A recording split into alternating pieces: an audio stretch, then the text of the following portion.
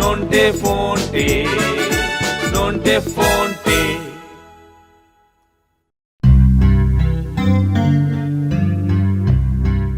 দেখেছিস, সুন্দরবনের বাঘটা শিকারীকে খুব নাজেহাল করে ছাড়ছে।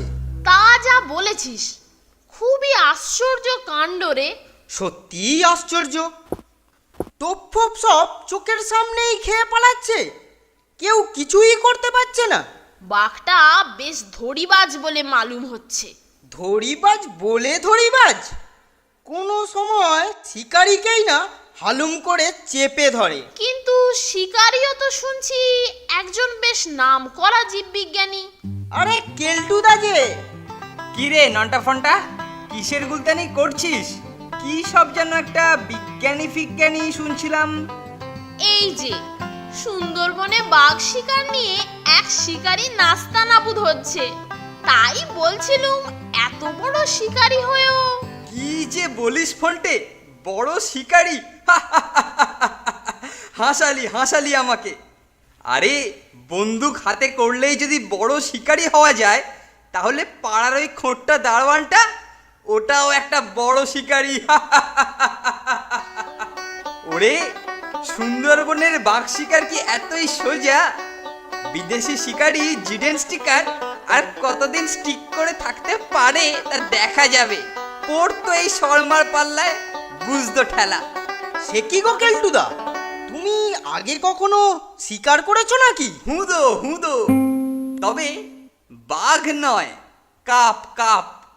বাঘেরা এখনো আমার খপ্পরে পড়েনি। কি যে বলো কেলটুদা, বাঘ শিকার আর কাক শিকার কি এক হলো? আরে টিপ করে মারতে পারলে বাঘ আর কাক সবই মারা যায়।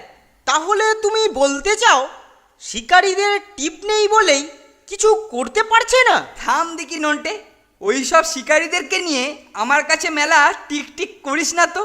সামান্য একটা বাঘ ঘায়েল করা নিয়ে এত হাঙ্গামা। আরে বাঘ দেখা মাত্রই ঝাড়াকসে ঝেড়ে দাও, এক গুলি, ব্যাস খেল খতম।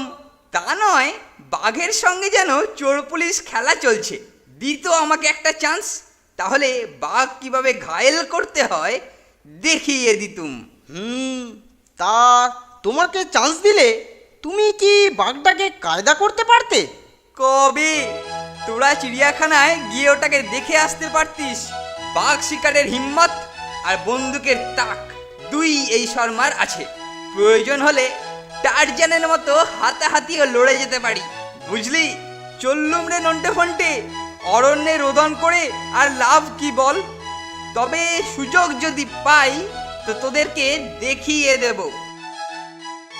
কিরকম জাঁক দিয়ে বেরিয়ে গেল দেখলি? একটা মতলব মাথায় এসেছে।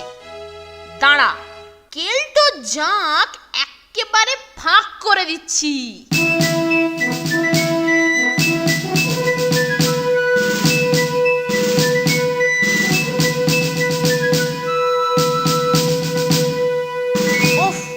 তোমাকে হন্যে হয়ে চারিদিকে খুঁজে বেড়াচ্ছি, আর তুমি এখানে বসে বসে পিয়ারা খাচ্ছ। এদিকে যে তোমার সুবর্ণ সুযোগ উপস্থিত। সুবর্ণ সুযোগ? কিসের? বাঘ শিকারের। বাঘ শিকারের?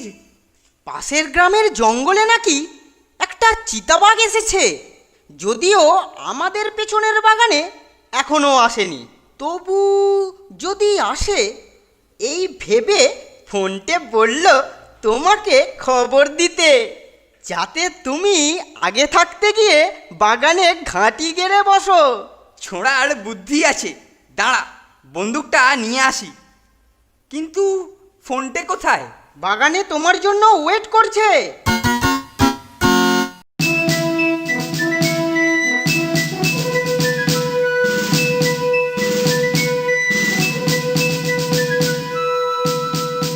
এবারে চল নন্টে, বাগানে ঘাঁটি আগলে বসে থাকি, তারপর বেটা বাঘ আসুক দেখা যাবে।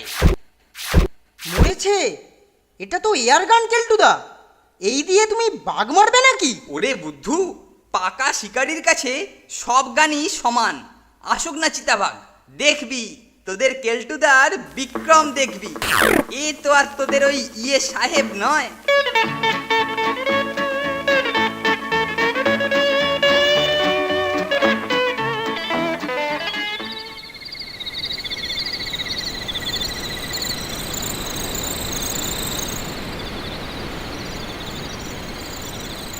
হ্যাঁ রে নন্টে, ফোনটা আবার কোথায় গেল? ফোনটে বোধ হয় ওদিকে দেখতে গেছে। 5 মাইল তফাতেই বাঘ বসে আছে, এই সময় ওর কিন্তু আমার কাছে থাকা উচিত ছিল।